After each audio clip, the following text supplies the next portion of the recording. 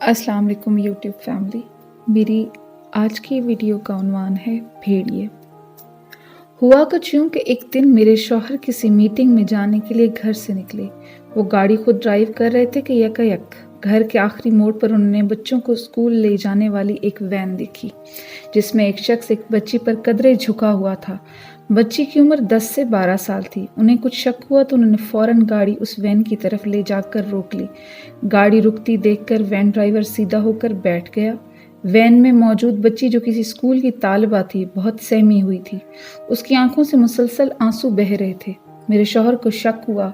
उन्होंने गरजदार आवाज़ में ड्राइवर से पूछा, ये क्या हो रहा है, बाहर निकलो। ड्राइवर घबराकर वैन से बाहर निकल आया और हकलाते हुए बोला, कुछ नहीं साहब। इस दौरान मेरे शौहर ने उस बच्ची से पूछा, बेटा आप बताओ क्या बात है, इतनी खौफजदा क्यों हैं और रो क्यों रही हैं? बच्ची सख्त घबराई हुई थी। डरते डरते बोली, अंकल स्कूल की छुट्टी हुई 1.5 घंटा हो गया है। ये ड्राइवर अंकल मुसलसल इधर से उधर गाड़ियों में गाड़ी दौड़ा रहे हैं।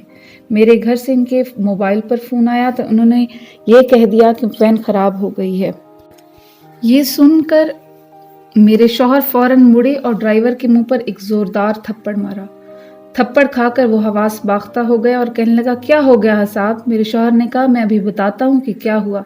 इतनी देर में आसपास बहुत से लोग जमा हो गए। इत्तफाक से थोड़े ही फासले पर पुलिस की मोबाइल खड़ी थी। मेरे शौहर ने फौरन इशारा करके पुलिस को बुला लिया। पुलिस ने मामले की नज़ाकत महसूस करते हुए ड्राइवर को फौरी तौर पर हिरासत में ले लिया। फिर उन्होंने बच्ची से उसके घर का नंबर लेकर बच्ची की वालिदा से बात की और पूछा, आपको पता है इस वक्त आपकी बच्ची कहाँ है?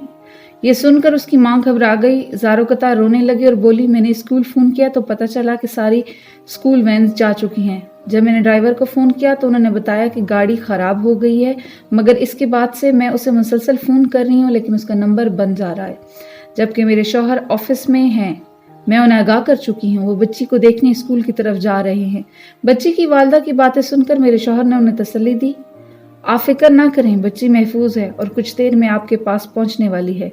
इस दौरान मेरे शौहर की नज़र महल्ले के एक टीचर पर पड़ी। वो दरअसल अपने शौहर के साथ पैदल घर जा रही थी और मजमा देखकर रुक गई। मेरे शौहर ने उनसे कहा कि आप मेरे साथ गाड़ी में बैठ जाइए, करीब ही बच्ची का घर है, हम उसे वहां तक पहुंचा कर आते हैं। ये लोग बच्ची को लेकर उनके घर पहुंचे तो वहां भी सारा महल्ला जमा था और बच्ची की माँ का रो रो कर बुरा हाल था।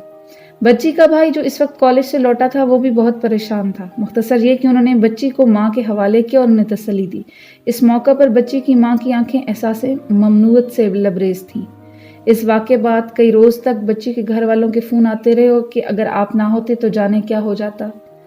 अल्लाह ताला सबकी इज़्ज़त व अस्मत की हिफाजत करने वाला है। वो ये सब कुछ देख भी रहा है, लेकिन सख्त अफसोस का मकाम यह है कि हमारा माशरा किस तरफ गामजन है कि जहाँ हर तरफ हमारी बच्चियों पर बुरी नज़र रखने वाले भेड़िए आज़ादाना घूम फिर रहे हैं और आए रोज़ मासूम बच्चे उनकी हैवानियत और दरिंदगी की भेंट चढ़ रहे हैं।